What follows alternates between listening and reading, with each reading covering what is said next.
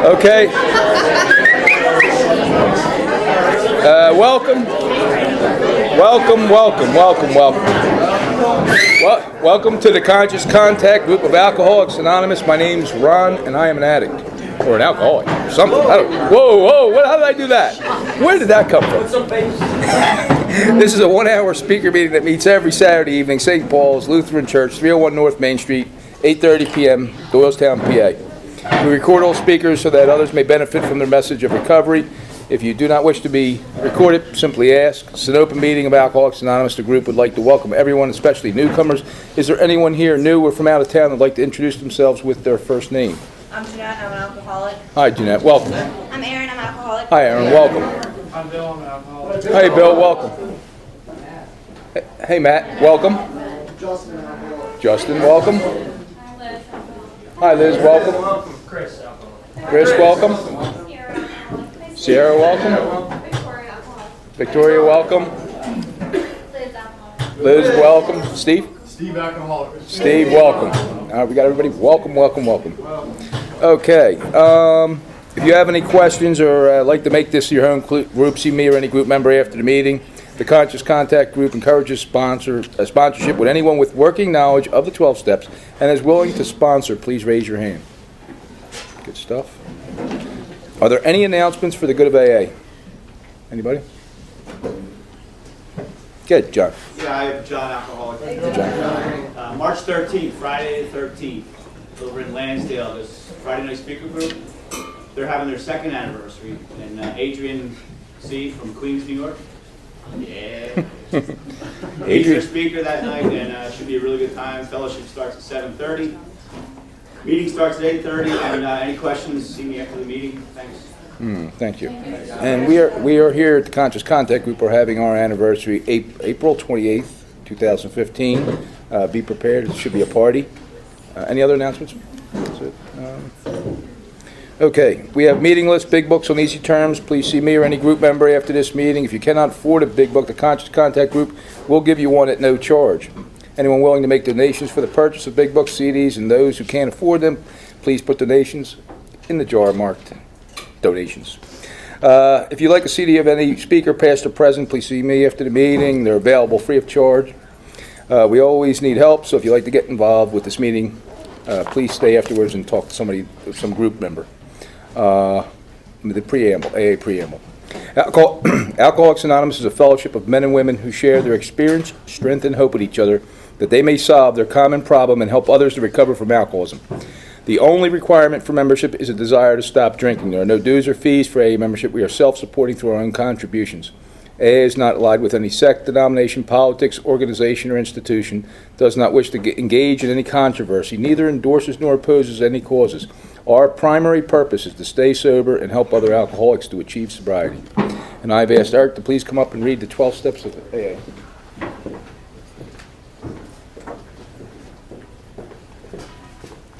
All right, my name's Eric and I'm an alcoholic. These are the 12 steps of Alcoholics Anonymous. Step 1, we admitted we were powerless over alcohol, that our lives had become unmanageable. Step 2, came to believe that a power greater than ourselves could restore us to sanity. Step 3, made a decision to turn our will and our lives over to the care of God as we understood Him. Step 4, made a searching and fearless moral inventory of ourselves. Step 5, admitted to God, to ourselves, and to another human being the exact nature of our wrongs. Step 6, we're entirely ready to have God remove all these defects of character. Step 7, humbly asked Him to remove our shortcomings. Step 8, made a list to all persons we had harmed and became willing to make amends to them all. Step 9, made direct amends to such people wherever possible, except when to do so would injure them or others. Step 10, continued to take personal inventory, and when we were wrong, promptly admitted it. Step 11, sought through prayer and meditation to improve our conscious contact with God as we understood Him, praying only for knowledge of His will for us and the power to carry that out. Step 12, having had a spiritual awakening as the result of these steps, we tried to carry this message to alcoholics and to practice these principles in all our affairs. Okay. the seventh tradition, every AA group ought to be fully self-supporting, declining outside contributions. At this time, I'd like to pass the basket. If you don't have it, don't give it. If you're not an alcoholic, please do not put anything in the basket. We are self-supporting. There's absolutely no smoking on the church property. That's the one requirement this church has for us. You know, I like to announce that it's a $10 million facility. We get to use this place. It's beautiful and it's nice, and if you enjoy it, please try to not smoke on this property at all. And please take time to silence your cell phones and limit your movement during the meeting, because it's to avoid distractions. Well, I'll get to the best part of the meeting. Anytime somebody travels 2.5 hours from York, Pennsylvania to come carry a message, it's automatically pretty powerful to me. The willingness and the amount of time that she puts into her program all over the place is amazing. So please welcome Patty B. from York, PA, from the White Rose Speaker Group.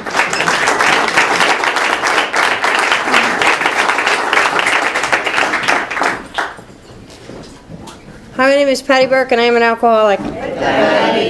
My sobriety date is June 10th, 2002. My home group is White Rose. We meet Friday nights at 8 o'clock. It's the best home group in Pennsylvania. So if you're ever in York, Pennsylvania on a Friday night, or you want to have a road trip, I have a position in that home group. I am the speaker getter. So there is always a message of hope in my home group, because I travel and I get them. And I have a sponsor. His name is Steve Farnsworth. He knows he is my sponsor. I am his favorite sponsee. Ask him. He will tell you. I love Alcoholics Anonymous. I really do. What Alcoholics Anonymous has done for me, it's given me a brand new life, not a patched up old life. And for that, I will be forever grateful. I don't think I'll ever be able to pay Alcoholics Anonymous back for what it's done for me. But I shoot up and I show up and I do the best I can to pass on what was freely given to me. And some days I'm not that good at it. And other days I'm like Miss AA, and I want to take over AA. And but I do. I love Alcoholics Anonymous. I was born and raised in New Jersey, Irish Catholic. So you definitely know I'm an alcoholic, you know what I mean? And I had this father who was a drunk. He was so incredible. He was fabulous. He was sarcastic, and he was drunk around the clock, and I loved him. It's the first person in my whole entire life that I've ever had a connection to, not even with my mother. And it's probably because we suffered from the same thing, But I loved being around him. I don't really have a lot of memories of my childhood except for being with my dad. I have 2 older brothers and a younger sister. I don't remember them at all. I just remember my dad, And he was sarcastic, and he was funny, and he was drunk, and he had a lot of friends, and he would drink all night long, and he'd get up and he'd start drinking coffee, and he'd go to work. He never missed work. And I just loved being around him. I'd go to the bars with him, and it'd be dark, and it'd be smoky, and the jukebox would be playing. Some of you may not know what that means, but and I loved it, and I couldn't wait to go to those places. I've been terrified my whole life. The only time I wasn't terrified is when I was with my dad. But, I'd have to go to school, and I hated school, and I was so afraid that I was literally paralyzed in fear. Like in first grade, the teacher literally had to carry me around, because I was so terrified. And I hated her. I hated the kids. They made fun of me, you know what I mean? I just couldn't wait to grow up. I just couldn't wait to go to the places my dad went to so I could do the things that he did. My mother did not drink at all. She wasn't funny or fantastic or fabulous, you know what I mean? She took care of the house, the kids, my father. Her life looked incredibly boring. I wanted to be nothing like my mom. And I tell you, I was nothing like my mom. And, looking back, my mother was an incredible woman. She laid down her life for her children and her husband. And I've had 2 husbands, and believe me, I would never lay down my life. I never laid down my life for them, you know what I mean? But anyway, but I just couldn't wait to grow up, I really wish I would have started drinking in kindergarten. You know what I mean? Because I probably would have got here a lot sooner. Drugs are not part of my story. But I wish I would have started drinking in kindergarten. I might have got here a little bit quicker, And I needed a drink in kindergarten.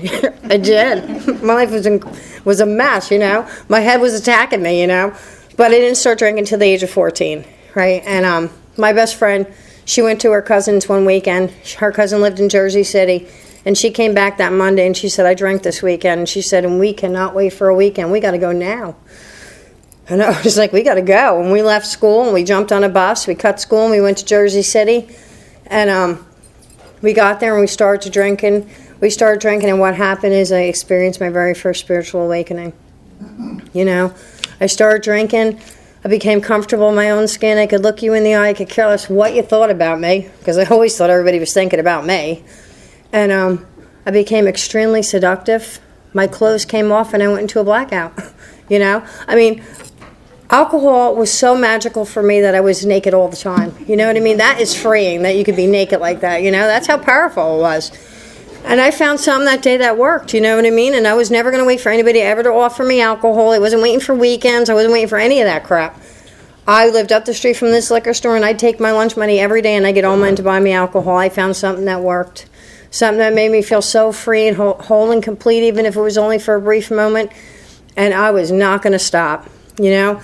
And when you're 14 and you're naked and drunk in a blackout, you get in a lot of trouble, you know what I mean? I didn't care. It was well worth it. Well worth it for me to, for the first time in my life, I've been okay, you know what I mean?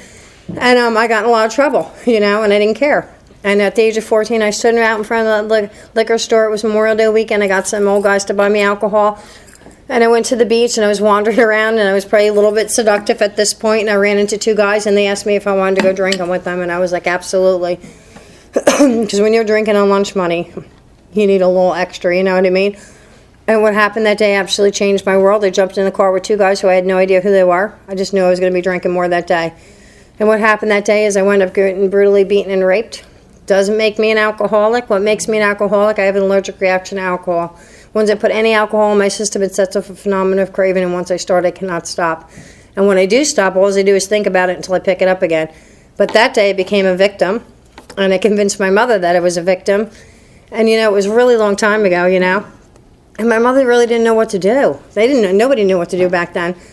And so I convinced my mother that if she was raped at the age of 14, that she would need to drink too. And my mother agreed.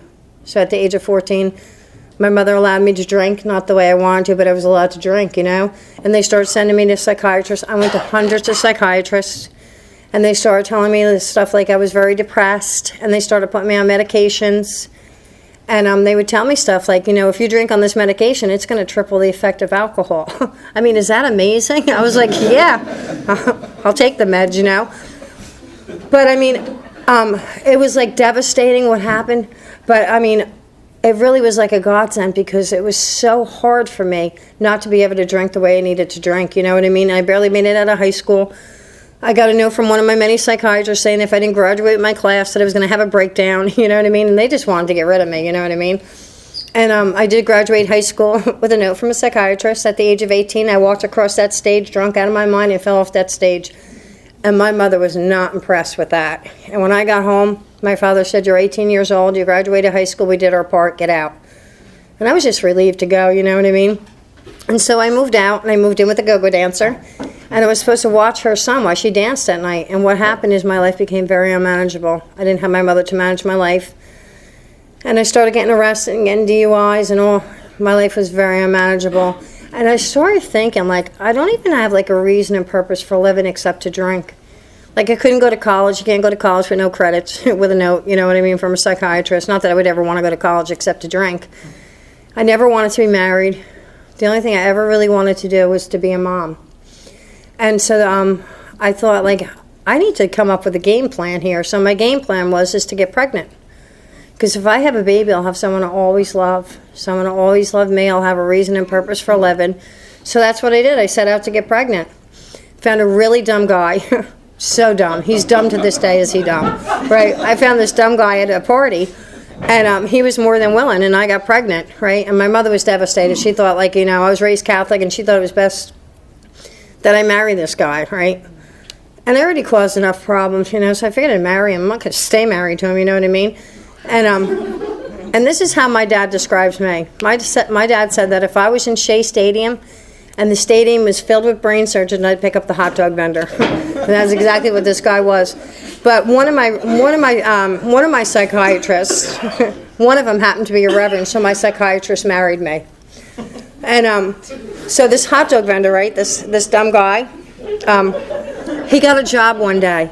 I think it's the only job he's ever had in his entire life. He got a job one day, and he went off to work. And I had this little baby. I had a little girl that I loved with all my heart and soul, and I wanted to be the best mother.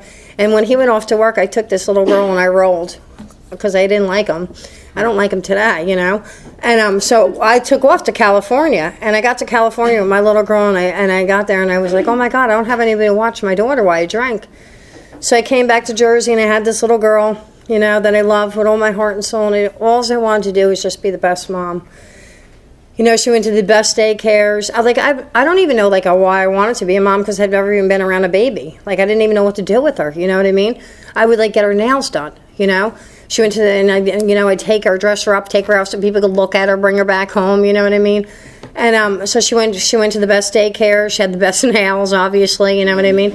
And she had the nicest clothes. We had nice places to live in. She had all this outside stuff, but what she never really had was a mom.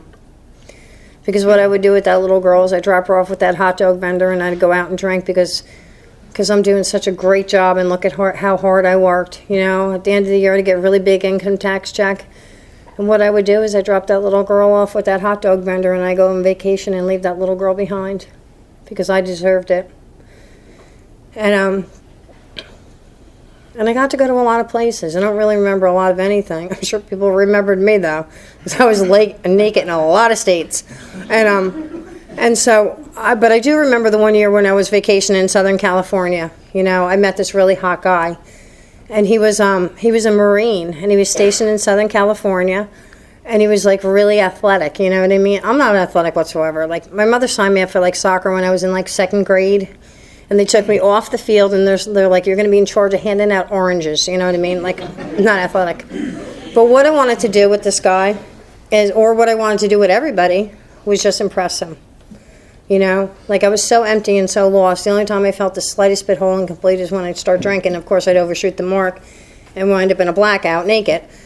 But I wanted to really impress this guy. I wanted him to think I was fabulous, right? And he's, like, from Minnesota, so he's, like, into all that sports stuff, you know what I mean? Like hockey and skiing and all kinds of crazy shit that I'm not into, you know? But what I want him to do is think I'm fabulous. So what I tell him is that I'm telling him I'm an expert skier, because I live in Jersey and he lives in California, and how could I possibly get caught lying? You know what I mean?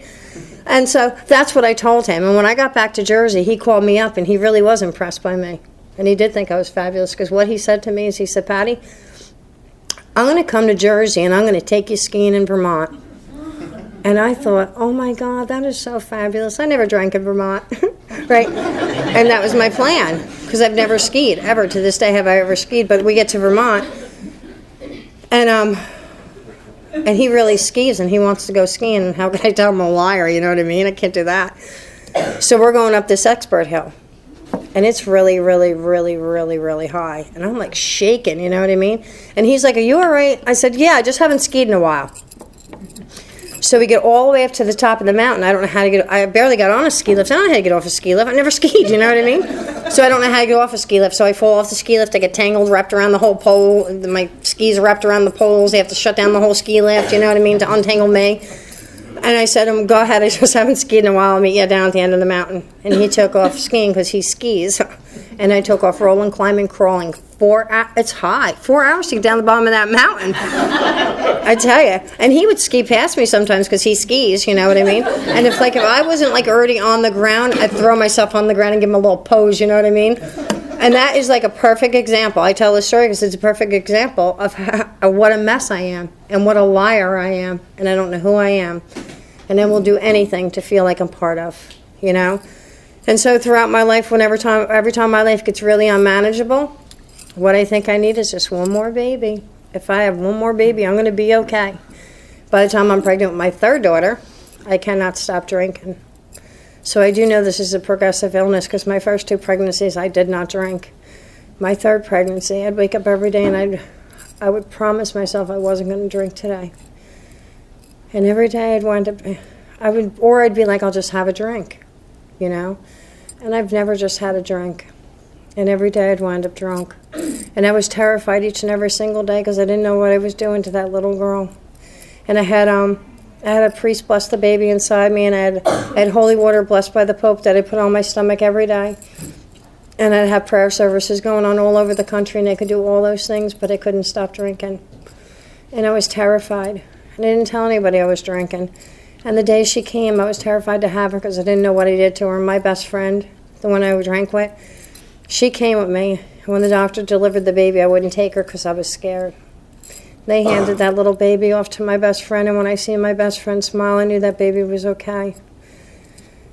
And I got to tell you, I knew I was powerless over alcohol. I knew it. Every day I tried so hard not to drink. And I would hear stuff like, it's good to drink a glass of wine. And I would think to myself, what's the difference between wine and vodka? You know what I mean? And I just couldn't stop. So I knew I was powerless over alcohol. I knew my life was unmanageable. My life has been unmanageable since kindergarten, and it has nothing to do about the DUIs and all that outside stuff, the husbands, all the states I lived in, none of that. I don't think it has anything to do with that. I believe it has everything to do with what they talk about on page 52 of the Big Book. My personal relationships were a mess. I was prey to misery and depression. I couldn't seem to make a living. I had a feeling of uselessness. All that stuff was going on with me for years and years, but I could just never put words to it back then. And I could never tell anybody because I think people would think I was a little insane, and they would try locking me up. But I tell you, it took me many years to concede to my inner self that I was alcoholic, like it talks about on page 30 of the Big Book. And I wound up marrying my 2 youngest daughters' father. He was a chef, so he's an upgrade hot dog vendor. And he was a good chef, He'd send out his resume. And they come in, they pack us up, and they move us off to whatever resort he was going to work at. And we get to wherever resort he was going to work at. I never wanted to be married. And I never acted like a married woman. We get to the whatever resort he was going to work with, and I would sleep with the whole kitchen staff. You know what I mean? I'm only kidding. I didn't sleep with the old guys, and he'd be a little horrified, And he'd go and send out his resume. They pack him and the kids up. He'd go off to the next resort. I'd stay behind. I'd play with the little boys until I started missing my girls, and I'd follow behind. My relationship with my ex-husband was very abusive, and I told you what kind of wife I was. But he was he's abusive. Mentally, physically, he was abusive. And I knew one thing, that if I pushed him hard enough, or he found me cheating on him again, he'd beat me up. Or he'd lock me in the room and scream at me for 3 hours and tell me what a piece of crap I was. And then he'd feel really bad for at least a week, and he'd leave me alone. And I could drink the way I wanted to drink for a week, and I was willing to take a beating to drink the way I needed to drink. But towards the end of my drinking, we're living in Georgia now, and we have this restaurant, and I'm a mess. I really did try to be a different mother. I tried to be a better mother to my 2 youngest daughters. I would to show up to their schools, and I go do carved pumpkins and gingerbread houses and go on class trips with them. And I was drunk, And the school started calling my little girls down, and they said, "Does your mom drink?" And my little girls would say, "My mom only drinks water, coffee, and vodka." So cute, ain't they? And so the school was onto it. And but one thing I did like about Georgia, I liked a lot. They had drive-through liquor stores. We didn't have them in Jersey. You could literally just roll out of bed in your pajamas and throw up. You know what I mean? Get in the car with the kids and the dog, and go through that drive-through that window and get. I'd get the biggest, cheapest plastic bottle of vodka, and they'd give my kids a lollipop and my dog a bone. It was like a family outing. I loved it. And but we have this restaurant, and I'm a mess. I ran into this girl when I was in Georgia, and she said to me, she said, if you show up for a job interview and you're stoned, and they hire you and you show up every day stoned, that's how people think you are. I thought that was amazing. Not that I was ever going to smoke pot. I didn't like it. But I figured I'm going to start drinking around the clock. People are going to start thinking that's how I am, you know what I mean? And I'm a mess, and we open up this restaurant, and I'm having an affair with another young kid in the kitchen he's a mess. I'm a mess. My husband's tired of me, you know what I mean? He's been putting up with me for a long time. And he comes home from work one day, and he drags me from the kitchen and into the bedroom, and he gets on top of me, and he strangles me till I pass out. And I come to him, and he says to me, he said, "Patty, if you're ever afraid of me, tonight's the night to be afraid of me, because I'm going to kill you." And I got to tell you, I seen something different in his eyes, and I knew he meant it. And he started strangling me again till I almost passed out. And then he just fell off of me, and I got away, and I called the police, and the police came, and they arrested him, and he's in jail, and he has really high bail, and he has serious charges on him. And I'm a mess, and I got this restaurant to run, and it's Christmas time, and we have all these parties going on, and I got the little boyfriend in the kitchen who doesn't know what he's doing in the kitchen or anywhere else, and I'm a mess, you know what I mean? And I started thinking that day, what my problem was Georgia. I think if I get back to Jersey, I'm going to be okay. That's the problem. And then the phone rang, and it was the police. And they said that my husband was bailed out of jail. His mother bailed him out of jail. And he was going back home, and he was packing up his stuff because now I have a restraining order on him. And I thought, I'm going to leave tonight. I'm going to get my kids, and I'm going to go off to Jersey tonight. So I got my kids in the car, and I stopped, and I got a 100 bottle of vodka, and I was going to drink the bottle of vodka, pack up my car and my kids. I was going to head off to Jersey. And what happened is I came to, and my husband was not only packing up his stuff, but he's packing up my little girl's stuff. And the police told me that my little girls were better off with him than a drunk as a mother. And they're absolutely right, because every single day I would endanger my little girls' lives. Every day I would drive in a blackout with those little girls in that car. And they were terrified each and every single day. And I'd run over railroad tracks and blow out the tires of my car. And I would hit trees, and they were terrified, and they did it every day. And half the time, sometimes I would come to and I wouldn't know where I was. And I would realize I was in my bedroom, but I didn't know where my kids were. And I would say to myself, I'm never going to drink again if my kids are, if I know where my kids are. And I'd walk down that hallway, and I'd see my little girls in their bed. And what I'd do is go straight to the kitchen and I'd have a drink, you know. And I remember one Saturday morning, it was 8 o'clock on a Saturday morning, and I'm drunk, and we pull into the into the parking lot of our restaurant, and there's a tree in the parking lot, and I hit that tree. My youngest daughter was 4 years old at the time. She goes running into the restaurant because her father's already in there, and she says to him, she said, Daddy, she said, I'm so afraid. Mommy's acting really weird again. And she just fell asleep, and she hit a tree, and I'm terrified, and I'm so scared. And I got into that restaurant. He started yelling and screaming at me, and what I did is I looked my little 4-year-old straight in the eyes, and I said to her, see what you did? Because I really believed everybody else was the problem. I didn't know it was me. My favorite speaker, we just listened to him on the way down here tonight, and he talks about how he comes to on a bus with his little girl, and she's crying, and she's shaking, and she's holding her stomach. And he says to her, what's the matter, honey? And she said, Daddy, I'm so hungry, you forgot to feed me today. And they get to a rest stop, and he goes in, and he gets a sandwich, and he gets a bottle of wine. And when he gets up to the counter, he only has enough money for one, and he puts back her sandwich. And that's the kind of drunk I was. And I got to tell you, I love my kids with all my heart and soul. And I would kill you for them. But if you put one drink in me, I will steal their food. And I knew he had nowhere to go with those little girls, so I left, and I tore off to St. Petersburg, Florida. And I got there, and I was relieved. I was relieved they were gone. And I was really relieved he was gone, because now I could drink the way I wanted to drink, you know, and not be aggravated by him. And it got to the point that I couldn't go 20 minutes without a drink, because I would shake violently. And my head and my heart would attack me so bad I wouldn't know what else to do but to take a drink, and I would shake violently. And I weighed 80 pounds. And I was bruised from head to toe from falling, and I was bright yellow, and I had this long hair, and it was falling out, and I had bald patches all over my head, and I was a mess, and I had nowhere to go. And I wound up back in Georgia, and I wound up moving into this crack hotel. And I wound up doing things I never would have ever dreamed that I would ever do, because I can't work in the public because of my condition, and nobody would hire me, and I can't go 20 minutes without a drink. And I can't believe where I wound up. And I can't believe the things that I'm doing for a bottle of vodka, because that's not how I was raised. And every day was so hard for the things that I had to do for a bottle of vodka. And I didn't know women that drank like me, and I didn't know women that were doing the things that I was doing, except I thought I heard somewheres that people who smoke crack were doing these things. And since I'm living in this crack hotel, I figured I better start smoking some of this crack. I might feel a little bit better about myself, you know what I mean? So that's what I tried to do. I tried to smoke crack, but I was better at skiing than smoking crack. Way too drunk to smoke crack. Couldn't coordinate the pushers and all this stuff that's involved in that, you know what I mean? And not only that, it's like the crackheads absolutely hated me. They hated me because what they do is when they smoke crack, some of you may know this, what they do when they smoke crack is they hide. And they do not want to be found, and I would find them. You know what I mean? So you know you're in rough shape when the crackhead's saying you're not even smoking their shit, you know what I mean? So I did try to become a drug addict, way too drunk.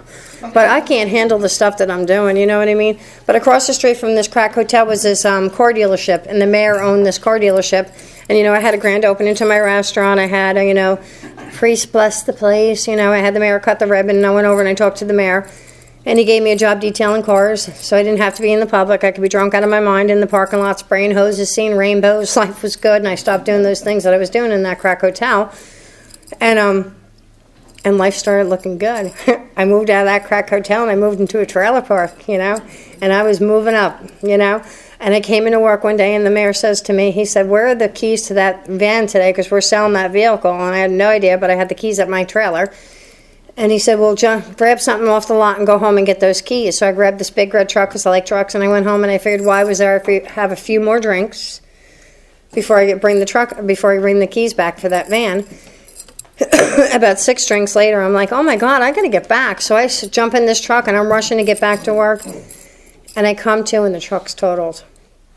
And there's police and fire engines and ambulance around, and they got me in the ambulance, and they took me off to the hospital where they put 150 stitches in my face, and from there they took me off to jail. And that was my 5th DUI. And I got to tell you, by the time when they locked me in jail, I was relieved. Because without a doubt, the state of New Jersey absolutely sent me to AA. And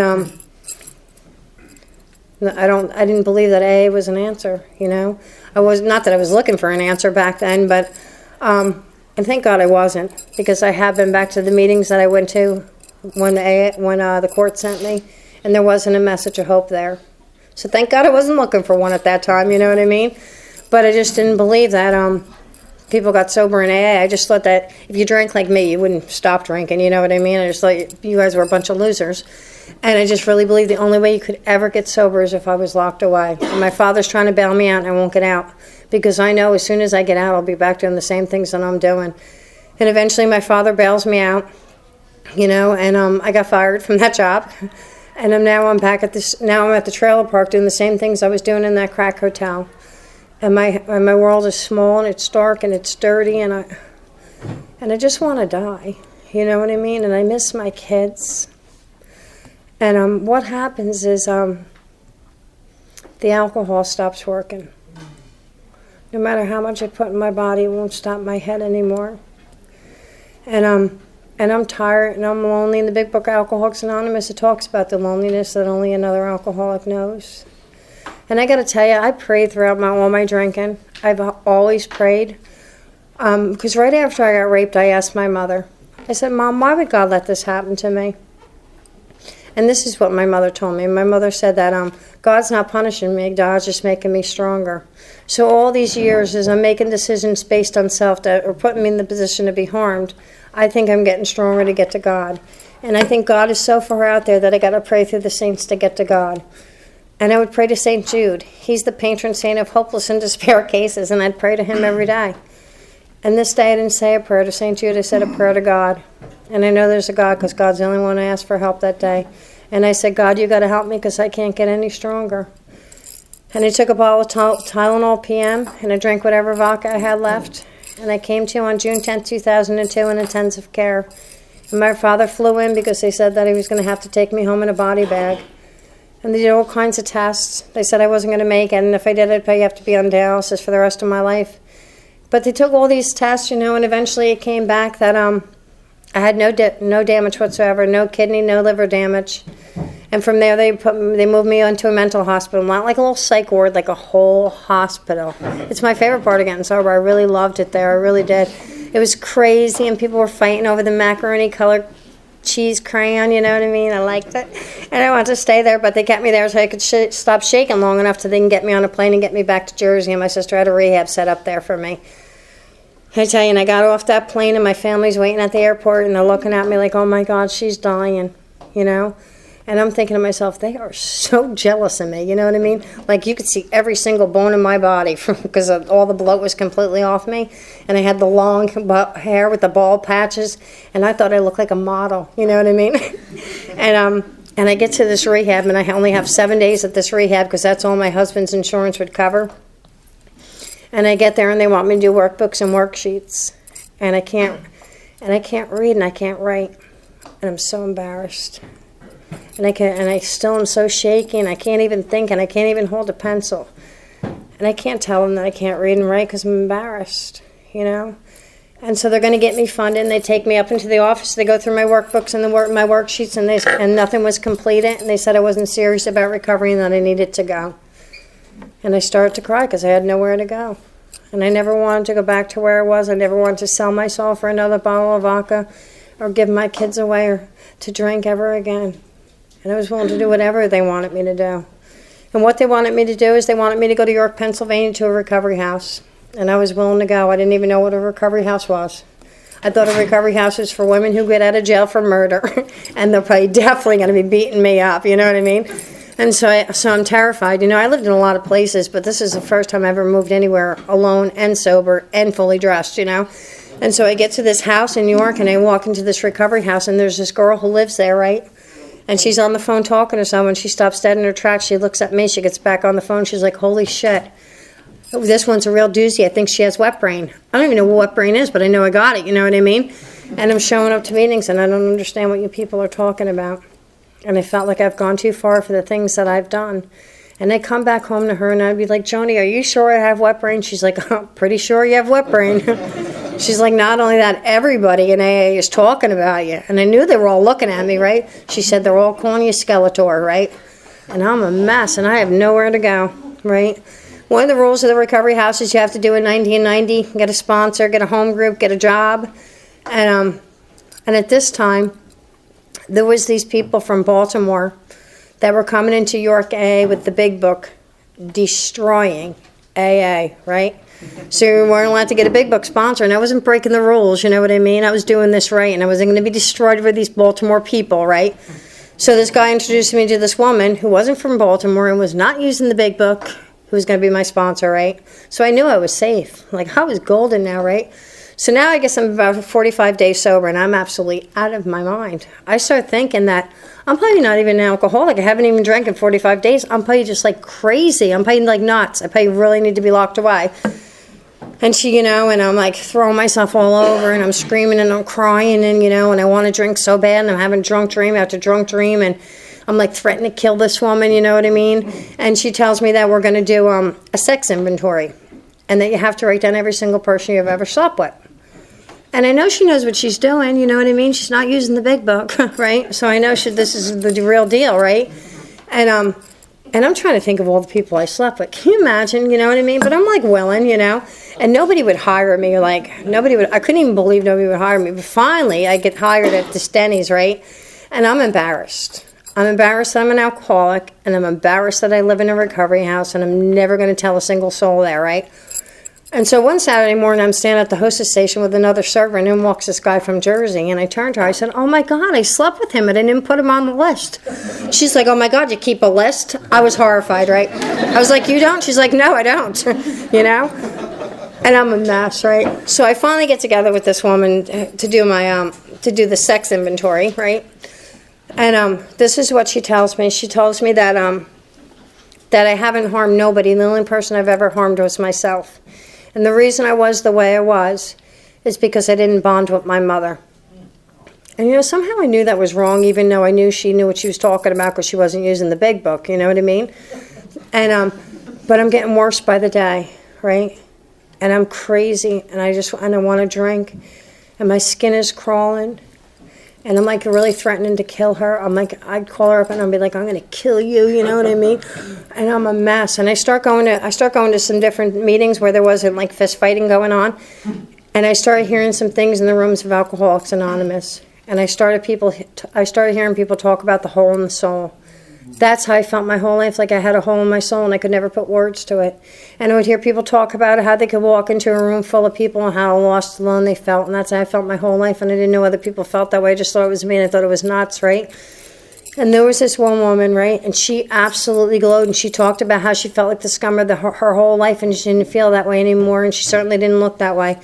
And she talked about the book of Alcoholics Anonymous, and she said she was from Maryland. Swear to God, I had no idea the big book and the book Alcoholics Anonymous was the same thing, and I had no idea that Baltimore was in Maryland. Because if I did, I would not be sober today, because I wasn't breaking the rules, right? And I went up and I asked her if she'd be my sponsor. And she asked me if I was willing to go to any lengths, and I said, absolutely, I went to any lengths to drink.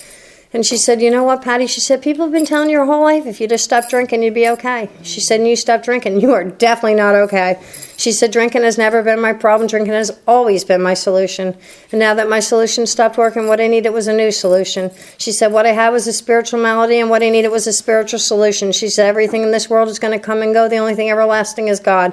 And she said, I must have a love affair with God, because there will come a day that the only thing that comes between me and a drink is God. And she said, I better have a strong foundation. She said, everything I think and need and want, I'm going to put on the back burner. I was going to learn how to live this way of life. And what this lady did is she laid down her life for me. She was like a bitch, but she did. She laid down her life for me. She said I was going to get up every morning. I was going to say that third step prayer. I was going to help as many people as I could that day, and if I couldn't help them, I wasn't to hurt them. She said, next we're going to launch on a vigorous course of action, and we're going to start upon our personal inventory.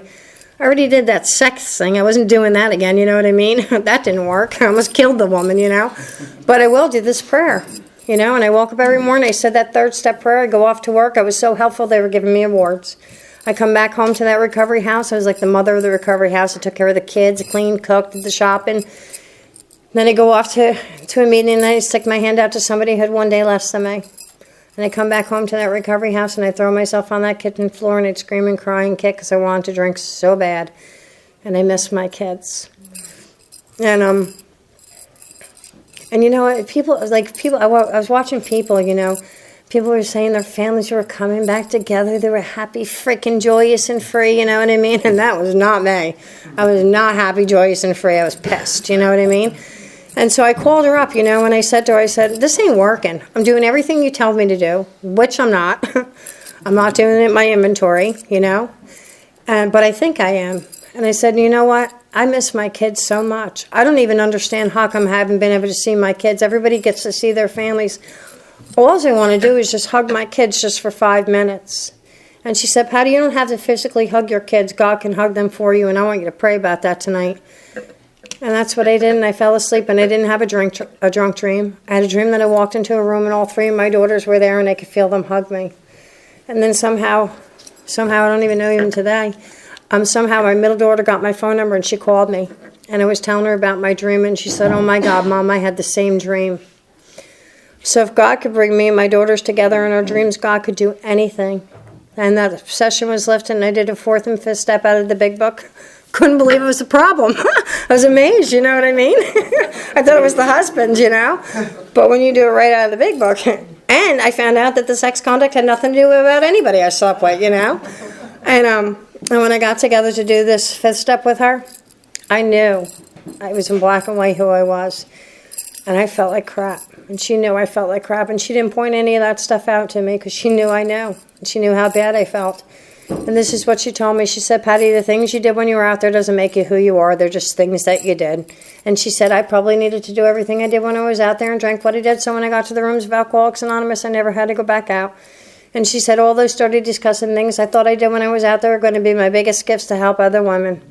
And she's absolutely right. I get to help hundreds of women and men, you know, and I don't regret my past. Maybe the husbands, you know, but I don't regret my past, you know. She sent me home to do my 6 and 7, you know, and she said, the big book says an hour, you'll take an hour. You're not going to take 45 minutes and take a little nap. She said, we're going to take the whole hour. You're going to make sure you left nothing out. You know, you're going to give it to God, good, bad, right, or wrong, we don't know. And I was willing for the first time since first time I drank when I was 14, my head was completely silent, only for a brief moment. You know, and I said that 7-step prayer, and I started writing my 8-step list, and I got to tell you, I had way more names that weren't even on my resentment list. I harmed way more people than I resented. And at this time, the state of Georgia's looking for me. Like, they couldn't even wait till I got better, but they wanted me back in Georgia for that 5th DUI. And for the truck I totaled, and so it looked like I was going to go away for a couple of years, you know what I mean? And my sponsor said, we've really got to get you through our 12 steps, get you through as many amends as we can, so when you get to jail, you'll be spiritually fit to carry this message while you're in jail. And she said, we're going to start with the closest state, and we're going to start with Jersey, and we're going to send you back to Jersey to get as many amends as you can get done. And my first amends was going to be with my dad. And I love him, and he's my hero, you know, and I get back to Jersey, and my dad knows I'm coming. And I call him that morning, he's not answering the phone. I finally get in touch with my brothers. And they said that my father had a stroke that morning. And he was in critical condition, he was paralyzed, and he couldn't even talk. So I called my sponsor. I was like, it looks like I ain't going to be able to make that amends. She's like, oh, yes, you are. She said, you're going to ask everybody to leave the room. You're not going to tell them you're sorry. You've been sorry your whole life. You're going to tell them you're wrong. And that's what I did. And my dad started to cry. And I said, Dad, you know what? There's a good chance I'll never be that person ever again if I continue doing the things that I'm doing. And my dad didn't manage to say the words, I love you. And he died about a week later. So my dad got to see me sober before he died. I got to make amends with both those hot dog vendors. My sponsor was like a bitch. Like, I was still married, you know, but I was going through a divorce, and my sponsor said, she said, you're going to act like a married woman. And I did. I acted like a married woman, you know. And I got together with those, my second husband, and he said to me, he said, Patty, I really was going to kill you that night. The only reason I didn't kill you that night is because a bright white light came and hit me on the head and knocked me off of you. And I told you, I thought God was so far out there, and the whole time I've always been in the palm of God's hands. You know, and I went back to Georgia, and I had to go in front of this judge whose daughter was killed a year earlier by a drunk driver. And the mayor's mother was killed 10 years earlier by a drunk driver. So it didn't look good, you know what I mean? And my grand sponsor, he said to me, he said, Patty, the judge, the lawyers, the prosecutors, none of those people are in charge. God's in charge. And if you're supposed to go to jail, that's where you'll go. And I went in front of the judge, and what she gave me was 24 hours in jail. And they took me out of the courtroom in my little suit that my sponsor bought me, handcuffed me, and threw me to a holding cell with another prisoner. And she thought I was a lawyer. I was like, no, I'm going to jail with you, sister, you know. And I went to jail for 24 hours, and I did talk about the 12-step God in the big book. Back then, I don't know if they do today, but they didn't bring AA meetings in, you know. And I got back to York, Pennsylvania. I was to the 12 steps of Alcoholics Anonymous, had a spiritual awakening as a result of those steps. And let me tell you something. Now that I was sober in York, Pennsylvania, people were going to start getting sober, right? And what I was doing is ripping people up off the streets. I had this little apartment with high ceilings. I got lumber. I was going to building a loft. I was going to start stacking the drunks. So people are going to get sober now, right? And what happened is nobody got sober. They all drank, right? And not only did they all drink, but they stole everything I owned, and I barely owned anything. And then they started stealing my money, stealing my checkbooks, and then stealing my mail, so I didn't know I was bouncing checks, right? I had so much fun. It was the funnest time of my entire life. I made so many mistakes. It was awesome. I learned how to effectively sponsor people by making so many mistakes, and I loved it, right? And but this is what happened. There was this little 19-year-old who was living with me, right? She was the same age as my oldest daughter at the time. And I was like making her be sober, right? And she didn't want to be sober. And I came home from work one day and she wasn't there. And my oldest daughter was living with me too. And this drug dealer called me and he had her. My daughter convinced him to please bring her back to us. And they brought us back. They said she was out for a couple hours. And she was like gray, and she was like foaming at the mouth, and she was barely breathing. And I don't know anything. I tried the crack, you know what I mean? I don't know anything about drugs, and I am a mess. And so what I do is I call the ambulance, and the ambulance come, and they take her out of our apartment, and they shoot her in the heart, and she comes alive, and she's pissed. First of all, she's not high anymore, and second of all, that she's alive. They take her off to the hospital. When she comes back home, she don't want to be sober. And I'm like making her be sober, right? And this is how I realized I was making so many mistakes. What I was doing, I was denying that little girl her pain. Nobody denied me my pain, because if they did, I wouldn't be here today. So one of the hardest things I had to do was pack up that little girl, throw her out of my house, drop her off at a hotel, knowing that she was probably going to prostitute herself out that night. And she is sober today. She's 2 years sober, right? So, but I'm Miss AA, right? I am Miss AA, and I'm sponsoring so many people that I'm like banned. I'm banned from sponsoring two of the recovery house. I'm still banned from sponsoring one of them, right? And I'm speaking all over, and what happens is I get my very first relationship. And I am like madly in love. You know, he's the love of my life, you know. And I'm running around, I'm sponsoring people, and I'm so fabulous. And what happens is I start dying spiritually, because I'm really not really doing 10. Not really meditating. I don't have time for that with all the people I'm sponsoring, you know what I mean? How fabulous I am, you know, I'm so friggin' fabulous, I'm dying. And what happens is our relationship ends, and I'm devastated. And what I do is I run to St. Petersburg, Florida. And I get there, and I leave everything behind, you know. And all the girls I sponsor are getting new sponsors. My sponsor, he's back in Baltimore, you know, and I'm in Florida, my head's attacking me and I'm walking that beach. But one thing I do know, nothing will assure immunity against drinking as intensive fork with others when all else fails. So what I do is I take over Florida. I mean, there's people with like 60 years sober. They're like a lot of sobriety. I have 7 years. I'm like taking over. I'm like sponsoring all the homeless shelters. You know what I mean? I'm rearranging meetings. I'm starting conferences. I am right in the middle of AA, and the only time I have a minute's peace is when I'm working one-on-one with a new girl, right?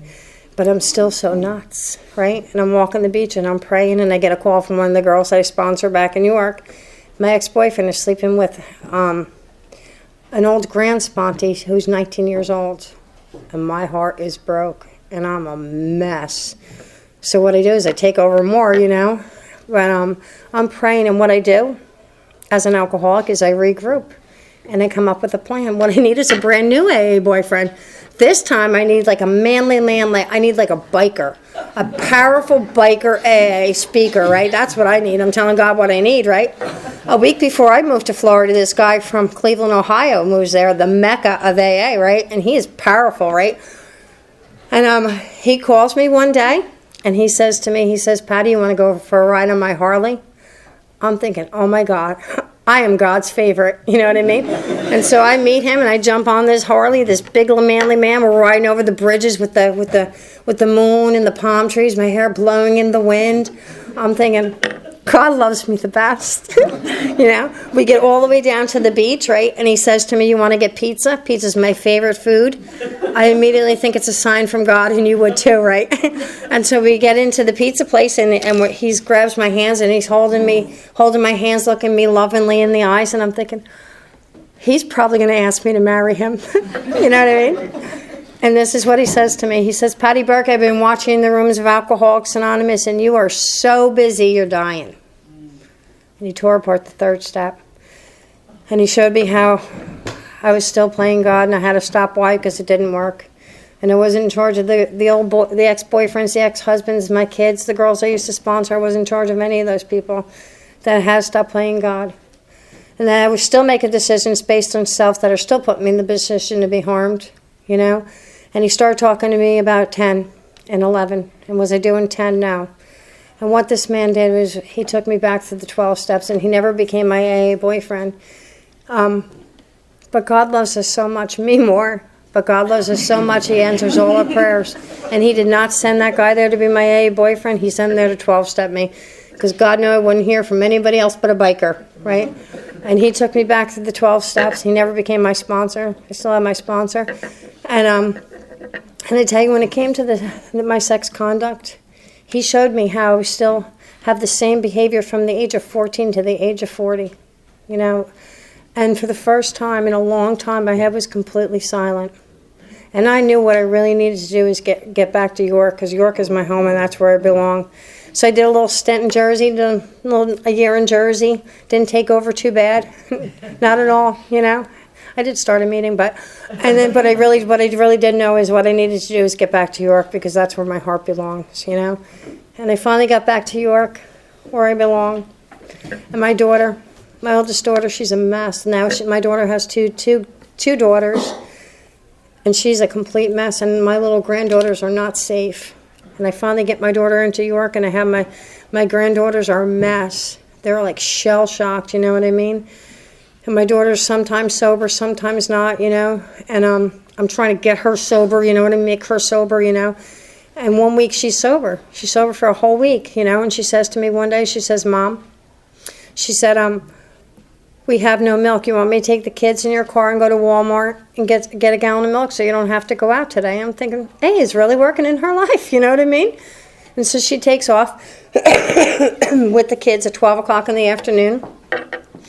At 2:30 in the afternoon, I get a call from the state police that my car is totaled, my daughter's in jail, and my granddaughters are in Hershey Medical, and I don't know if they're dead or alive, and I had to get to Hershey Medical. The road to get to Hershey Medical Center is the one road that she caused all those accidents on, so it's hours to get there.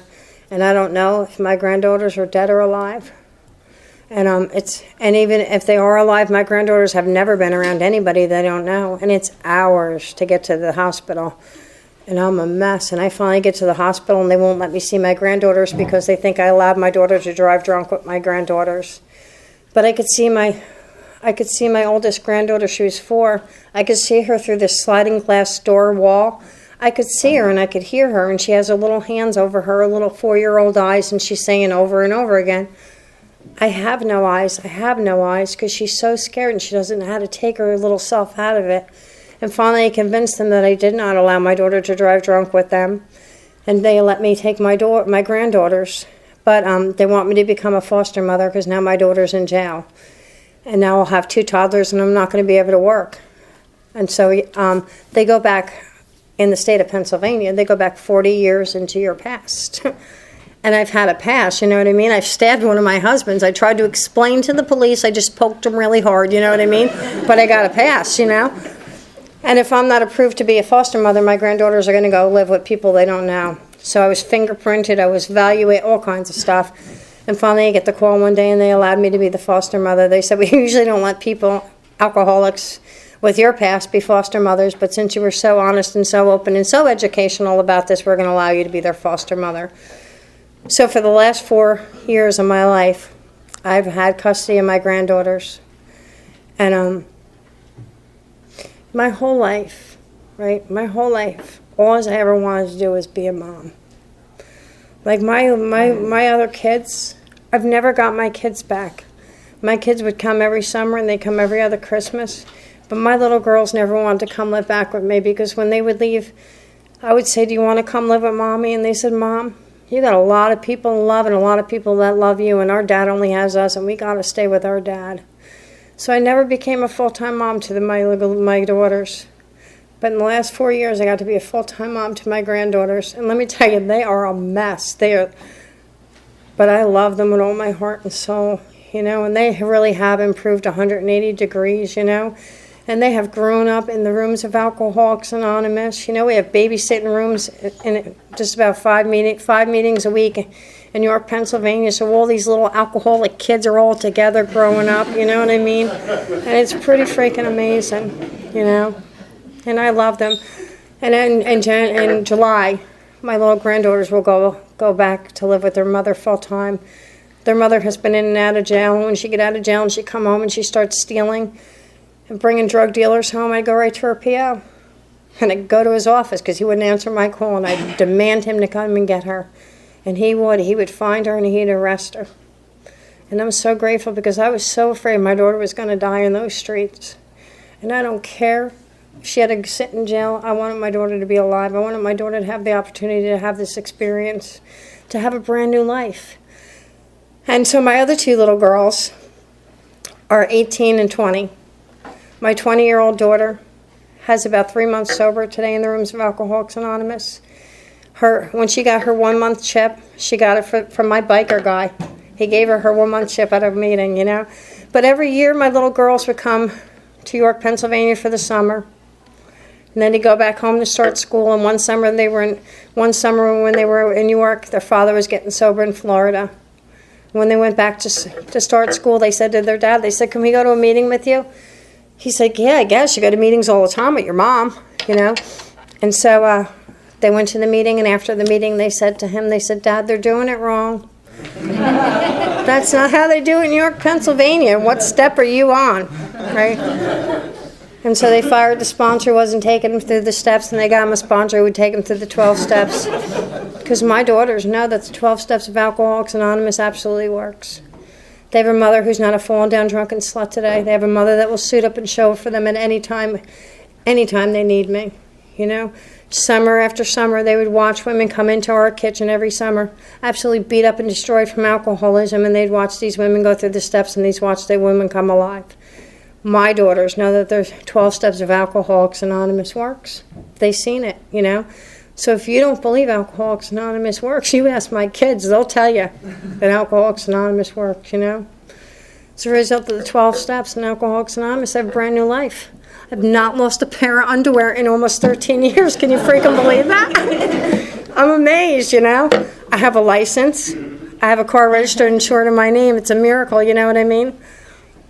And that's just outside crap, you know what I mean? But what I do know is I can lay down my head tonight and go to sleep, you know?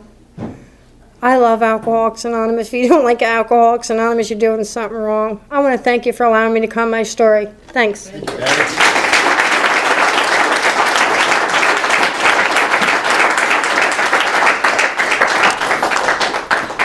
Just for the record, I think God loves me the best.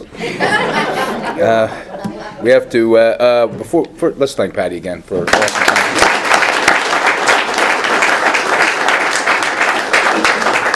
Next week, we got Mark L. from York, PA, coming down.